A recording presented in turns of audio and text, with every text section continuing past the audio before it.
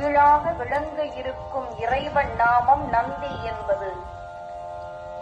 அப்பரம்பொருள் நந்தி என்னும் நாமத்தினால் அழைக்கப்படுகிறான். நான் தொழும் கடவுள் அவனே.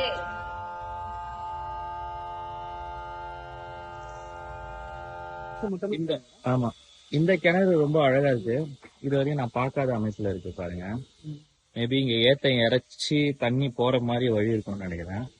தண்ணி எவ்வளவு கிட்ட இருக்கு பாருங்க. 4 வரை கூட இல்ல. பழைய காலத்து தூணு 2 உள்ள முட்டு கொடுத்து வச்சிருக்காங்க. தண்ணி ரொம்ப கிட்ட இருக்கு. நந்தி பாருங்க, பெரிய நந்தி இருக்கு.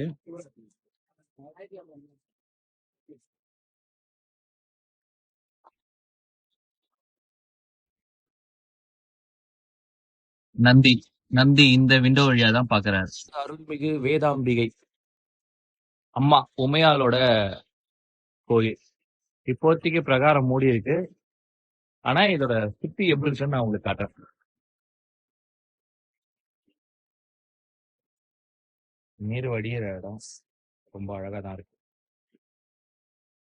ஹிஸ்டரி டைம்ல பாத்தீங்கன்னா இதெல்லாம் சிலை நிரம்பி இருந்திருக்கணும். ஆனா இந்த சிலைங்கள்லாம் வந்து ரிமூவ் ஆயிடுச்சு. எந்த டைம்ல ரிமூவ் ஆச்சுன்னு தெரியல. மாதிரி முகப்புல முருகர், அப்புறம் இந்த பக்கம் கணபதி, எல்லா சிவாலயங்களும் இருக்கிற மாதிரியே.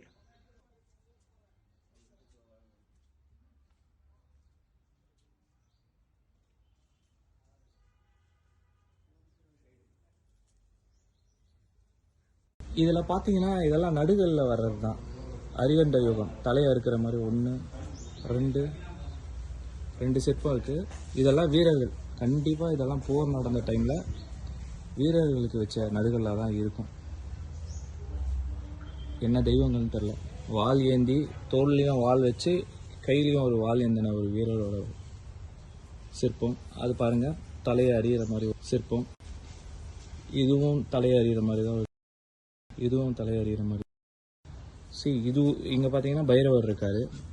இந்த சிலை ஐயனாருது, பூரணா புஷ்கலா 2 அம்மாவும் பக்கத்தில் இருக்காங்க. நீங்களும் இந்த மாதிரி எந்த கோயிலுக்கோ இல்லை எந்த இடத்துக்கோ போகிறதுக்கு முன்னாடி அந்த இடத்த பற்றின டீட்டெயிலை நோ பிஃபோர் யூ கோ அப்படின்ற கூகுள் மேப்போட ஆப்ஷனில் இருந்து பார்த்து தெரிஞ்சுக்கலாங்க. இதில் ஏஐயும் அட்டாச் ஆகிருக்கு. நீங்கள் ஏஐ கிட்ட என்ன கொஸ்டின் கேட்டாலும் அது சர்ச் பண்ணி உங்களுக்காக அந்த தகவலை தருங்க. நீங்களும் இதை பயன்படுத்தி பயனடையுங்கள்.